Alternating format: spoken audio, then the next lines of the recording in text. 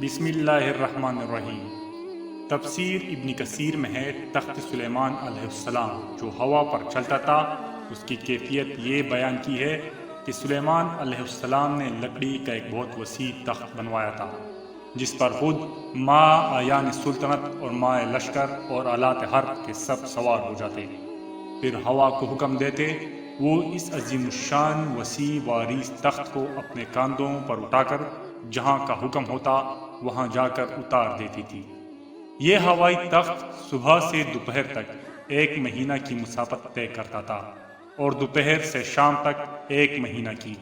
یعنی ایک دن میں 2 مہینے کی مسافت ہوا کے ذریعے طے ہو جاتی تھی۔ ابن ابی حاتم نے حضرت سعید بن جبیر سے نقل کیا ہے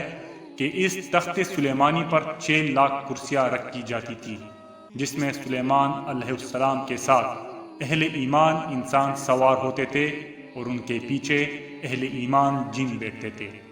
پھر پرندوں کو حکم ہوتا کہ وہ اس پورے تخت پر سایہ کر لیں تاکہ آفتاب کی تپش سے تکلیف نہ ہو۔ پھر ہوا کو حکم دیا جاتا تھا، وہ اس عظیم الشان مجمع کو اٹھا کر جہاں کا حکم ہوتا پہنچا دیتی تھی۔ اور بعض روایات میں ہے کہ اس ہوائی سفر کے وقت پورے راستے میں سلیمان علیہ السلام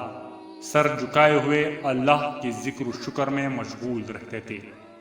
دائیں بائیں کچھ نہ دیکھتے تھے اور اپنے اعمال سے تواضع کا اظہار فرماتے تھے۔